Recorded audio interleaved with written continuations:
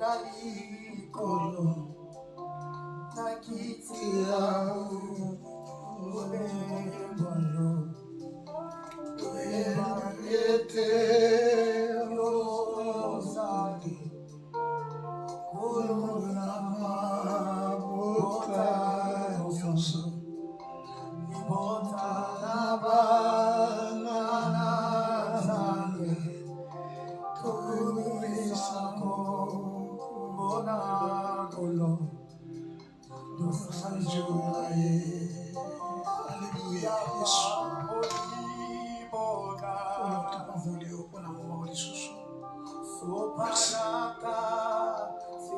merci na ngulusa biso sous la présence na yo.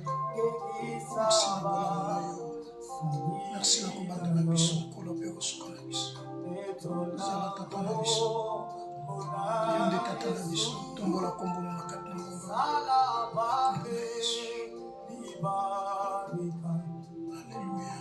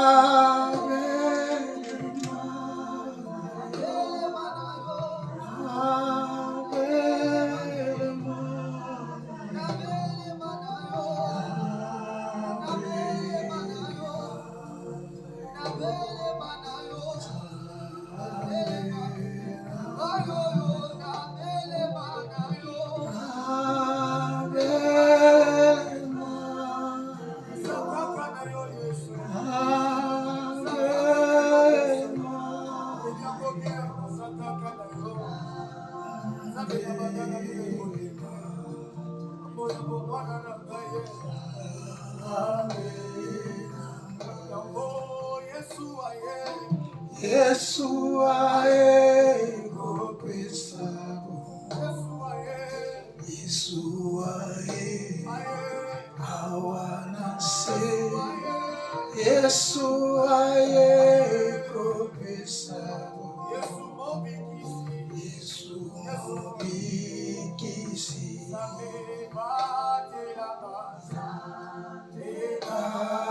Atela kanga.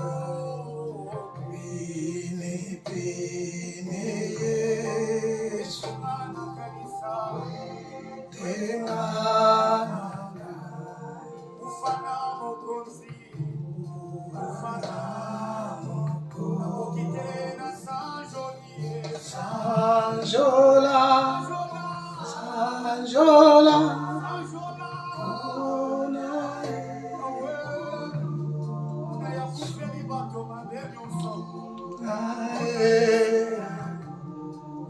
bien-aimés dans le Seigneur,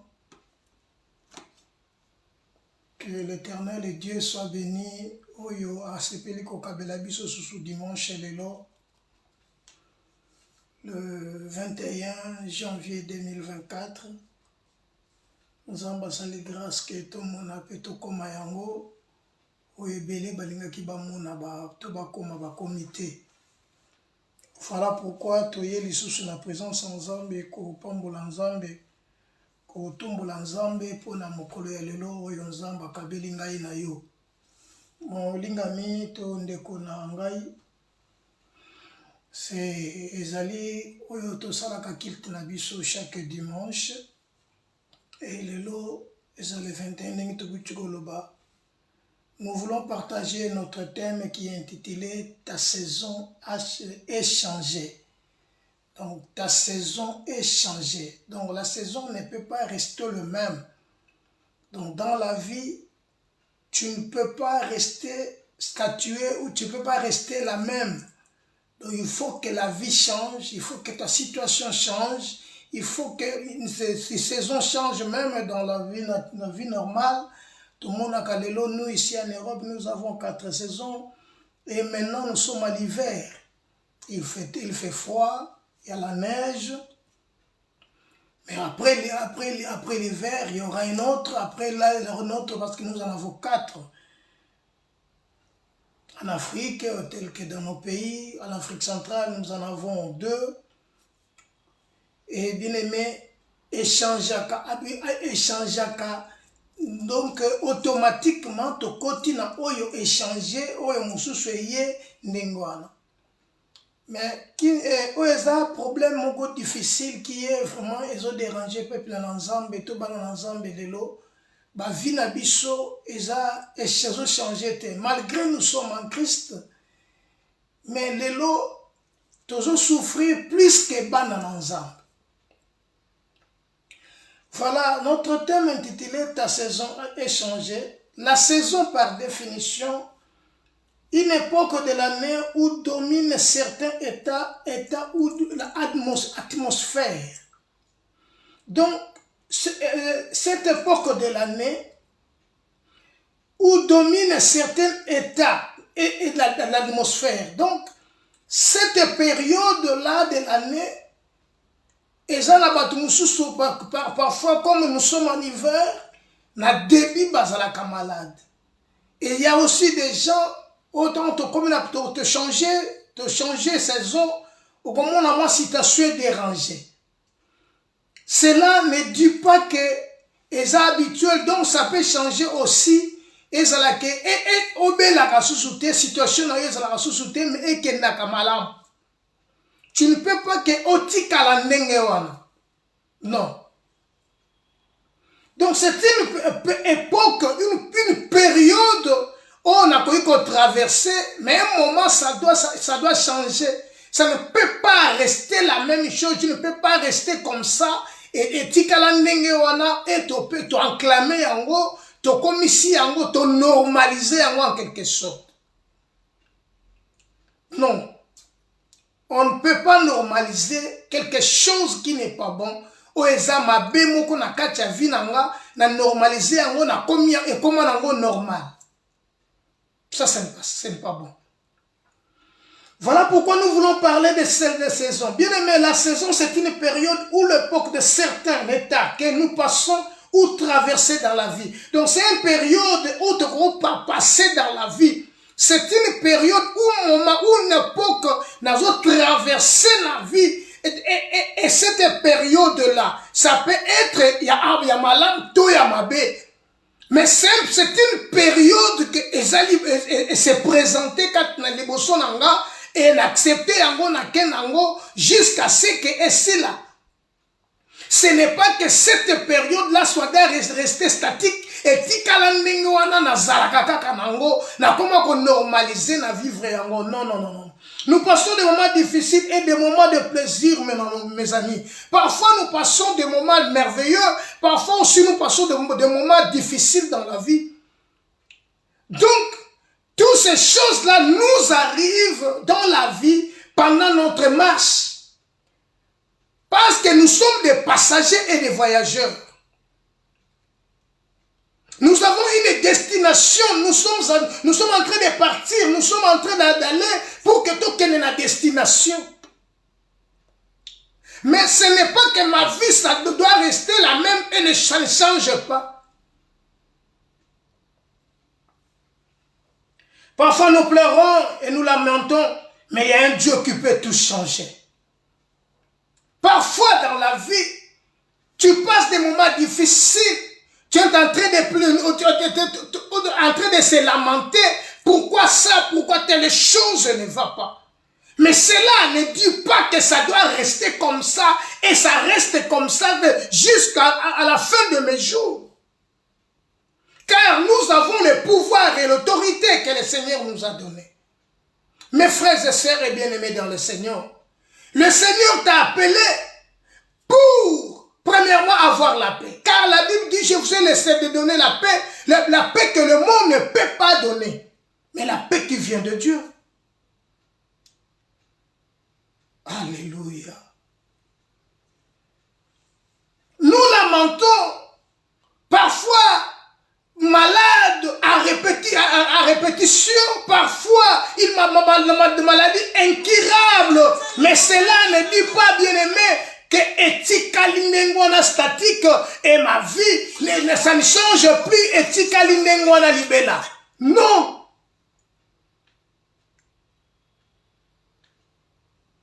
Là, le Seigneur a remis ma mentir. Christ nous a appelés pour la liberté. Christ nous a appelés pour la liberté. Nous devons être libres. Nous allons lire dans 1 Roi chapitre 17, le verset 8 au verset 10. Je sais que tu connais bien ce verset. Tu as beaucoup lu ce verset, même ce chapitre. Mais laisse-moi un temps, bien-aimé, de partager avec toi ce verset. 1 Roi chapitre 17, verset 8. Je lis au nom de Jésus. La Bible nous dit ceci. Alors la parole de l'Éternel lui fit adresser en ce mot. Lève-toi, va à Sarepta, qui appartient à Sidon, et demeure là. Voici, j'ai ordonné à une femme veuve de te nourrir. Il se leva et s'alla à Sarepta. Comme il arrivait à l'entrée de la ville, voici, il y avait là une femme veuve qui ramassait du bois. Il appela et dit, va me chercher, je te prie, un peu d'eau dans un vase, afin que je boive. Elle alla en chercher. Il appela de nouveau et dit, apporte-moi, je te prie, un morceau de pain dans ta main. Elle répondit, l'Éternel ton Dieu est vivant. Je n'ai rien de cuit. Je n'ai qu'une poignée de farine dans un pot et un peu d'huile dans une criche. Et voici, je ramasse 2 morceaux de bois, puis je rentrerai, j'ai préparé cela pour moi et pour mon fils. Nous mangerons, après quoi nous mourrons. Mes frères bien-aimés dans le Seigneur, Israël a passé des moments difficiles parce qu'il n'y avait pas la pluie pendant 3 ans et 6 mois. Selon la parole d'Élie. Car la Bible dit Dieu est derrière sa parole pour l'accomplir. Pendant les 3 ans et 6 mois, il n'y avait pas de pluie. Et bien aimé, comprenez que quand il ne pleut pas, c'est catastrophe. L'absence de la pluie dans la vie, ou dans une ville ou dans le monde, c'est la sécheresse. C'est la famine. Cela va coûter beaucoup de vie. Car il y aura la souffrance et des difficultés. Or, en Israël, il y avait le manque de pluie pendant 3 ans et 6 mois. Et pendant tous ces 3 ans, les gens mangeaient ce qu'ils avaient économisé. Ce qu'ils avaient dans leur maison. Des provisions. Mais arrivé un moment, la provision doit prendre fin parce qu'il n'y a pas de pluie. Tu ne produis pas, tu fais que manger ton économie. Mes frères bien-aimés dans le Seigneur. Et cette absence de la pluie a causé du tort en Israël. Israël ne pouvait plus vivre, les gens ne pouvaient plus vivre parce qu'il n'y avait pas d'eau. Même Élie, le prophète, lui qui avait prophétisé, a combattu la situation difficile. Et cette situation difficile, parce qu'il n'y avait plus rien à manger, il n'avait plus rien à manger. Il fallait maintenant que l'Éternel intervienne pour Élie.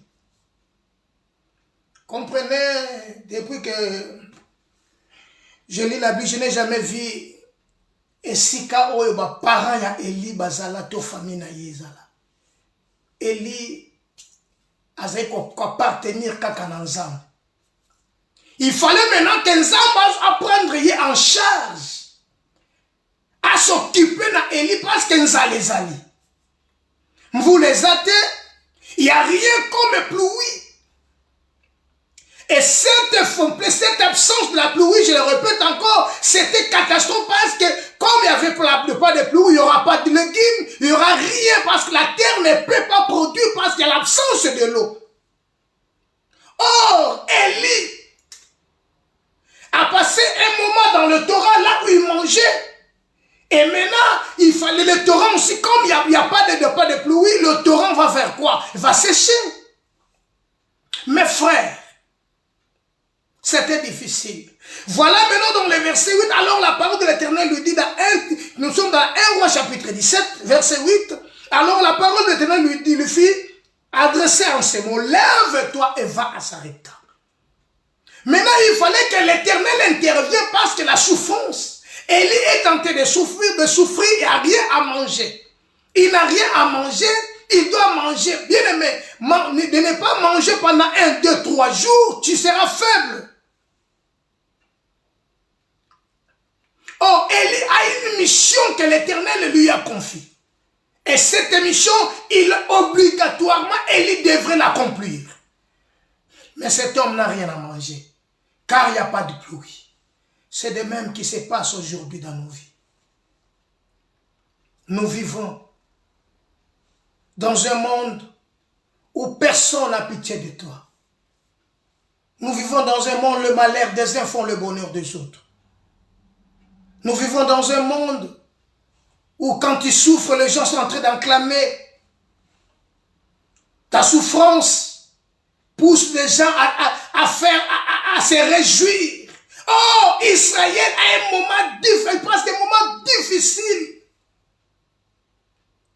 Élie, le problème maintenant c'est Élie, lui qui avait prophétisé, lui qui avait annoncé les oracles de Dieu. Arrivé maintenant à ce moment-là, il n'y a rien, il n'y a plus rien à manger parce que le torrent va sécher. L'Éternel lui dit, lève-toi et va à Sarepta. L'Éternel voulait maintenant guider Élie d'aller à Sarepta, là il peut trouver le refuge, il peut trouver quelque chose à manger. Je ne sais pas, il y avait combien de kilomètres à marcher. Mais Élie devrait quitter il était dans le torrent pour aller maintenant vers Sarepta. Mes frères, il ne pleuvait pas pendant 3 ans et demi. Dans l'absence de pluie, il y a l'absence de la production. Or, même Élie, comme je disais, donc même les prophètes, pour manger, il n'avait rien à manger. Donc il risquait maintenant pour sa vie. Mais l'Éternel lui dit de se lever et d'aller à Sarepta. Écoutez maintenant, qui appartient à Sidon et demeure là. Donc tu dois quitter là où tu es, là où tu vis, là où tu prends quelque chose, là où tu travailles, là où tu fais quelque chose dans la vie. Et l'Éternel dit de quitter, d'aller maintenant dans un autre pays, dans une autre ville. Dieu avait dit un jour à Abraham, quitte de ton patrie, quitte ta nation, tes parents, tu vas aller là où moi l'Éternel je te montrerai. Abraham ne connaissait ni où aller, par quel chemin il devait prendre. Il ne le savait pas. Mais il doit obéir à la voix de l'Éternel, ce que Dieu a dit. Car le péché c'est la désobéissance de la parole de Dieu. Or, Élie maintenant doit quitter là où il était pour aller à Sarepta. Et l'Éternel a bien précisé. Voici, j'ai ordonné à une femme veuve de te nourrir. Ce n'est pas une femme riche.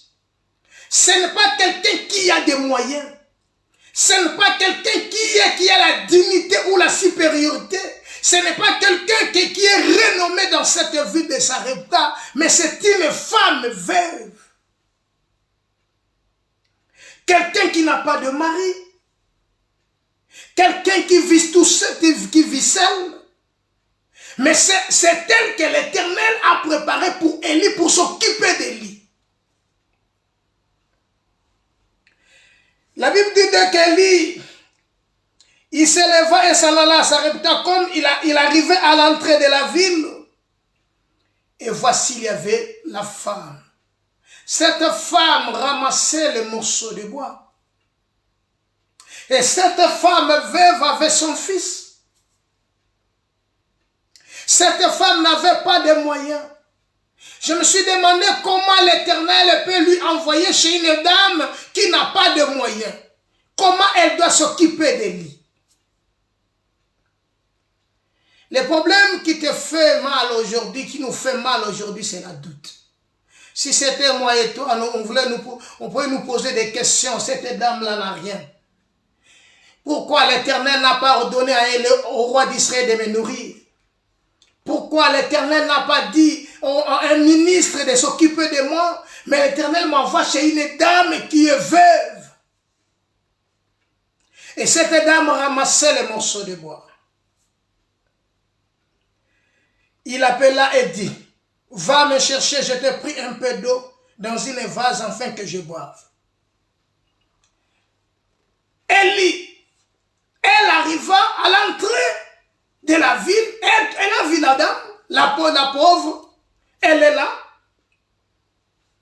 Mes frères, ce qui m'a étonné dans ce contexte, comment Dieu peut envoyer un prophète chez une femme une femme veuve qui est pauvre, celle qui n'a pas de moyens. Il n'a pas de moyens de s'occuper de lui, il n'a pas de moyens à côté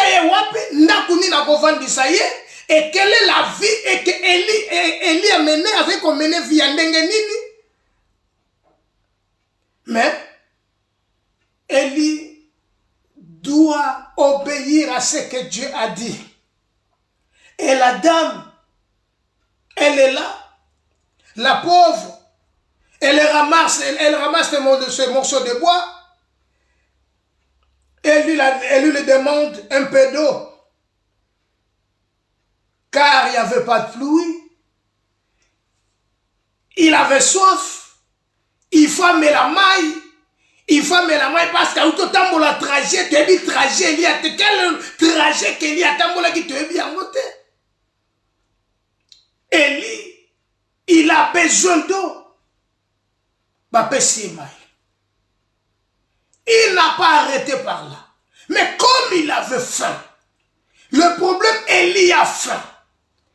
Or, la famille, c'est un besoin. Bien-aimé, dans nos vies, nous avons beaucoup de besoins. Tu as faim, tu as famé, tu as besoin de beaucoup de choses. Parfois, tu te poses des questions, comment cela s'arrivera-t-il? Comment ça arrivera? Parce que je n'ai pas de moyens. Le peu de salaire que je touche à la fin du mois, pour ma vie, comment je peux vivre avec ma famille? Et comment aider les autres? Parfois, tu as des bonnes idées pour aider. Tu es brave, tu vis bien avec des gens.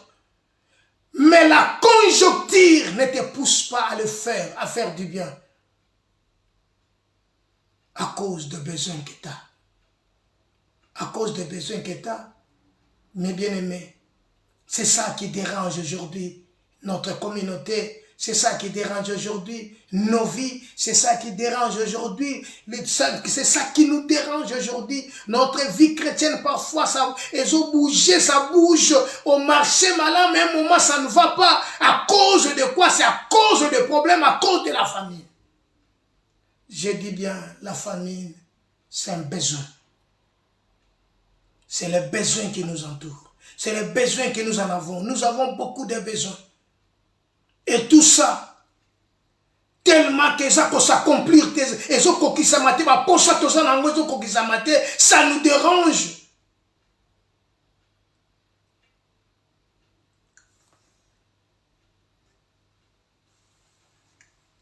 Et il appela et dit, va me chercher, je t'ai pris un peu d'eau dans un vase afin que je boive. Elle alla la chercher. Et il appela de nouveau et dit, apporte-moi, je t'ai pris un morceau de pain dans ta main. Quelqu'un qui n'a pas d'argent, quelqu'un qui n'a pas de moyens. Tu me diras, comment elle était pauvre. Laisse-moi te dire que la dame n'avait pas de moyens. La Bible nous souligne, la Bible est claire, la parole de Dieu est claire. Et lui dit, dans le verset 11, il appela de nouveau et dit, apporte-moi, je t'ai pris un morceau de pain dans ta main. Mais au début, la dame avait bien, la dame savait bien que je suis venu seulement ramasser les morceaux de bois, parce que dans sa tête, il sait que j'ai seulement un peu de farine et une petite poignée d'huile.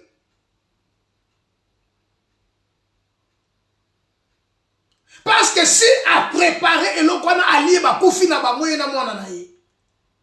mais l'Éternel permet que Élia se présente dans cette famille, là où il y a la famine. Laisse-moi te dire, l'élévation ne vient ni de l'Orient ni de l'Occident. Bien-aimé, ne confie pas aux grands, ni à ceux qui ont de la valeur sur ce monde. Mais confie-toi à l'Éternel et Dieu.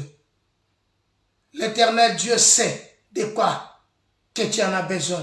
L'Éternel Dieu sait de quoi il peut faire pour ta vie. L'Éternel Dieu sait. Bien-aimé, le prophète lui a dit, fais-moi un gâteau, fais-moi un peu de pain. Qu'est-ce que la veuve a répondu? J'ai qu'une poignée de farine et un peu d'huile. C'est ça, c'est le verset 12. Elle répondit, l'Éternel, ton Dieu est vivant. Je n'ai rien depuis. J'ai qu'une poignée de farine dans un pot et un peu d'huile dans une criche. Voici, je ramasse les deux morceaux de bois. Puis je rentrerai et je préparerai pour moi et pour mon fils. Nous mangerons. Après quoi, nous mourrons. Donc la dame le savait. Il est venu ramasser les deux morceaux de bois pour préparer un peu de gâteau, un peu de gâteau.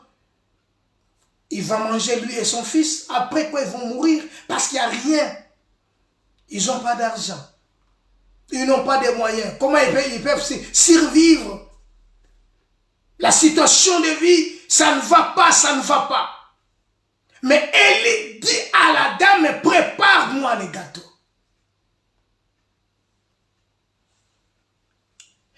Mes frères, la Bible dit, comme nous ne savons d'où vient le vent, et comme nous ne savons comment former les eaux dans la ventre des femmes enceintes, c'est de même choses des choses que l'Éternel Dieu fait dans nos vies.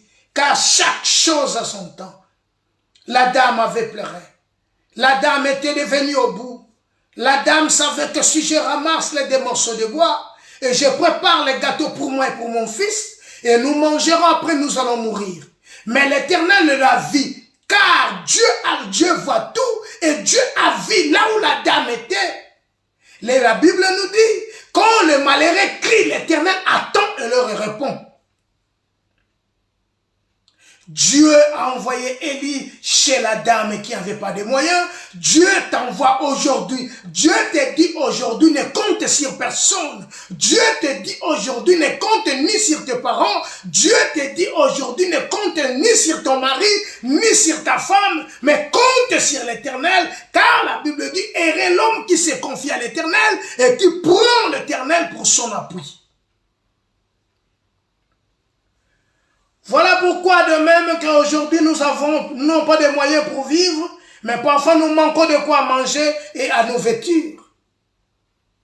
Nous manquons parfois quelque chose. Nous manquons quelque chose parfois à manger, à nous vêtir.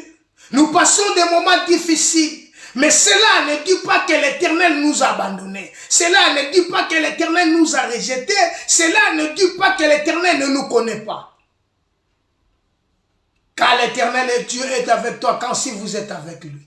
Et si vous l'abandonnez, il vous abandonnera. L'Éternel Dieu est avec toi si vous êtes avec lui. Laisse-moi te dire que cette petite exhortation, cet petit message était pour te fortifier, pour te donner encore de la force. Écoutez bien, bien-aimés.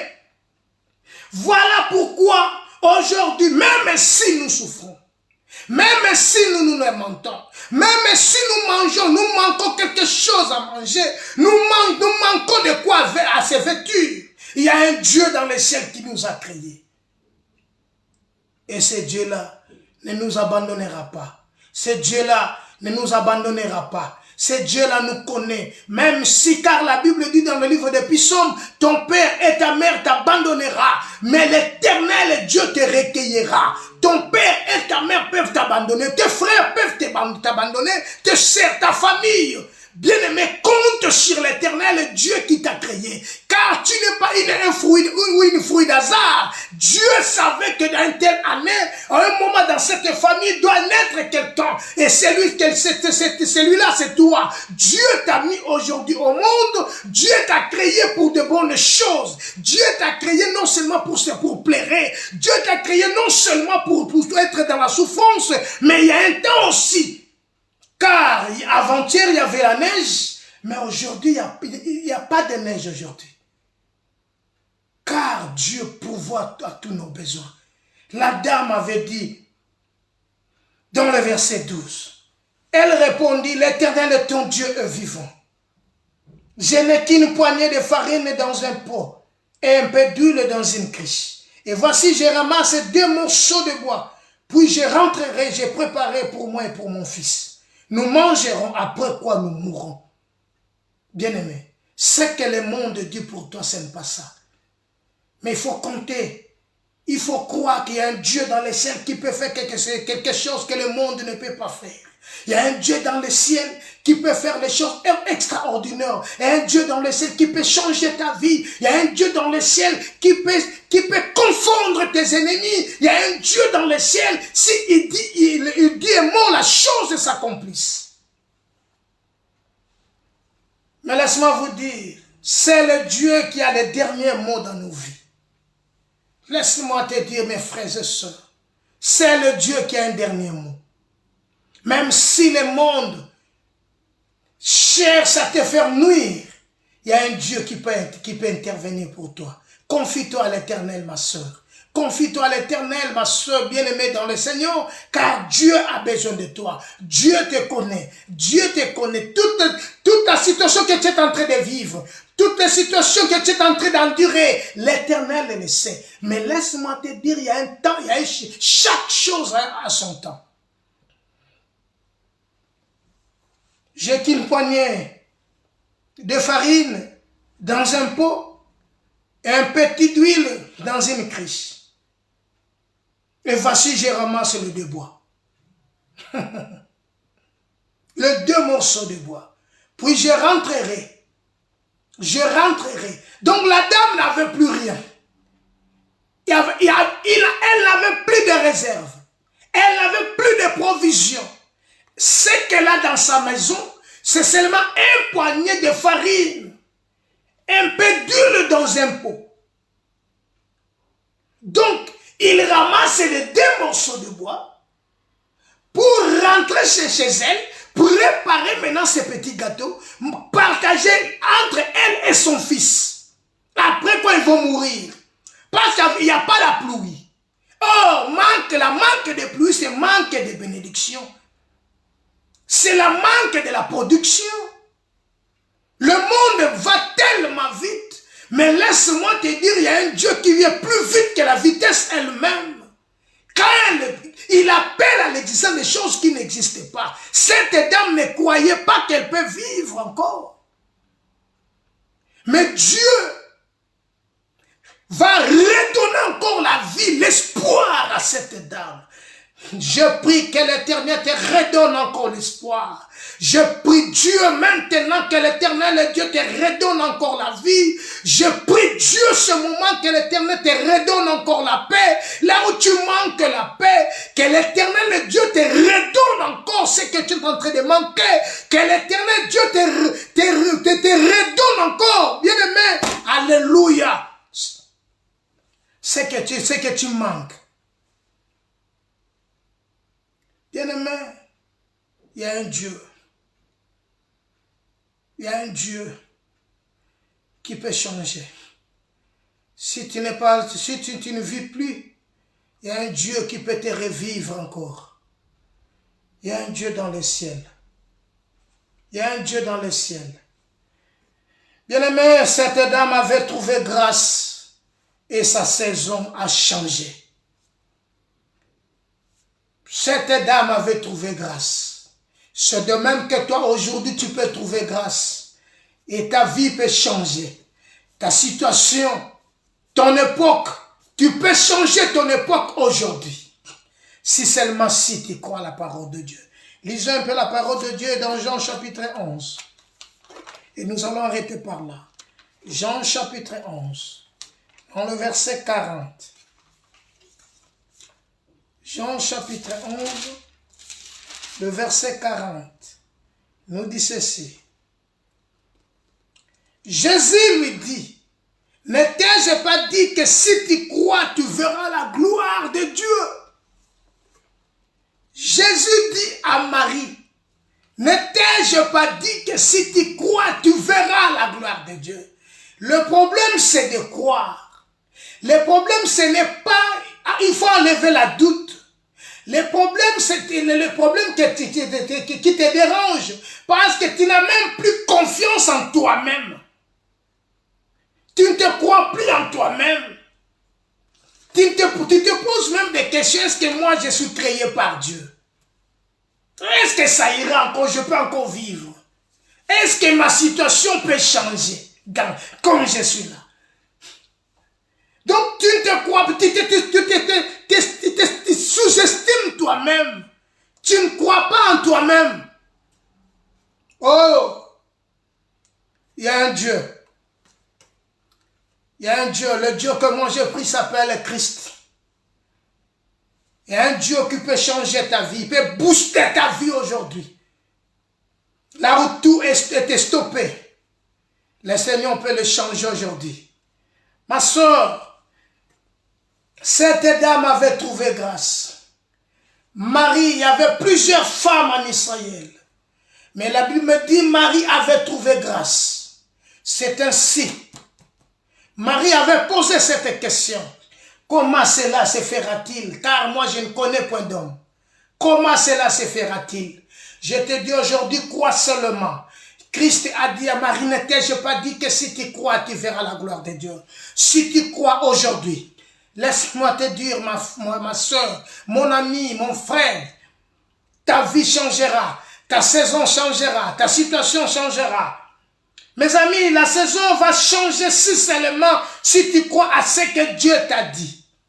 Ta situation changera si seulement si tu crois à ce que Dieu a dit. Marie, ne t'ai-je pas dit que si tu crois, tu verras la gloire de Dieu? Bien-aimé, ton célibat va changer en mariage. Oh, ta pauvreté va changer en richesse. Car Paul dit, si nous avons à manger, à nous vêtir, cela nous suffit. Mais si tu manques quelque chose, bien-aimé, où est la vie? Voilà pourquoi tu te poses des questions. Où est mon intérêt? L'intérêt d'être encore vivant, parce que je n'ai rien. Jusqu'aujourd'hui, je suis que locateur. Je fais des études, mais rien ne va. Je ne trouve pas du boulot. À quoi bon d'étudier, même à faire étudier mes enfants? Pourquoi mes enfants vont aller à l'école? Après les écoles, qu'est-ce qu'ils vont gagner? Parce que moi j'ai étudié mes maisons, alors je n'ai pas de travail. Non! Ta saison, ta situation peut changer aujourd'hui si seulement si tu crois à la parole. Parce que cette dame, Élie avait dit à la dame, prépare premièrement pour moi, après tu vas faire pour toi et ton fils. Ainsi dit l'Éternel, la farine dans ta peau ne manquera pas. Et l'huile ne manquera pas. Et la dame a accepté, elle a crié à ce qu'Élie avait dit pardon. Elle a mis cette parole en pratique. Voilà pourquoi la Bible dira, ne vous bornez pas à écouter, mais mettez la parole de Dieu en pratique. Et le temps que tu vis la parole, nous devons vivre la parole de Dieu. Ta pauvreté changera. Dieu changera aujourd'hui si tu crois seulement que Christ, c'est que Christ a dit. Marie, ne t'ai-je pas dit que si tu crois, tu verras la gloire de Dieu. Ta pauvreté changera. Ton célibat changera. Ta situation changera. Si seulement si tu crois à la parole de Dieu. Quel éternel Dieu d'Israël te bénisse. Quel éternel Dieu qui a rempli le ciel à terre. Quel éternel Dieu qui t'a fait vivre cette journée. Quel éternel Dieu qui t'a donné cet souffle de vie. Te bénisse mais ma soeur, bien-aimée dans le Seigneur, mon ami, il est temps. Crois seulement à la parole de Dieu. Crois seulement à la parole. Cette dame était devenue au bout. Cette dame n'avait plus de moyens. Cette dame n'avait plus où elle peut aller demander. Mais elle a crié à la parole de Dieu. Elle a mis cette parole de Dieu en pratique. Prépare pour moi. Après, tu vas préparer pour toi et pour ton fils. Mais la dame avait bien dit, j'ai qu'une petite farine dans un pot. Une poignée de farine. Mais l'homme de Dieu lui dit, fais premièrement pour moi. Donc même si c'est petit, partage. Et l'Éternel te bénira. Partage. Si tu crois à la parole de Dieu, tu vivras. Car la parole de Dieu est vérité. Voilà pourquoi Christ a dit à Marie, je n'ai pas dit que si tu crois, tu verras la gloire de Dieu. Ne t'ai-je pas dit? Si tu crois aujourd'hui, Christ était à la croix pour toi et moi. Pour que nous ne vivons plus dans la disette, dans le mal, dans le douleur, dans le malheur. Mais pour que nous vivons la paix. Pour se réjouir un peu de l'Éternel. Voilà pourquoi la Bible dit, remets ton sort à l'Éternel et mets à lui ta confiance. Il agira. Voilà, que Dieu te bénisse. Seigneur, je prie pour ceux qui ont écouté cette parole et ceux qui vont écouter, que la grâce les accompagne, que leur vie change. Touche-les dans le nom de Jésus, dans le nom de Jésus-Christ. Amen. Que Dieu te bénisse, que Dieu soit avec toi, que la semaine soit bénie, que tout ce que tu vas entreprendre soit béni dans le nom de Jésus-Christ. Amen.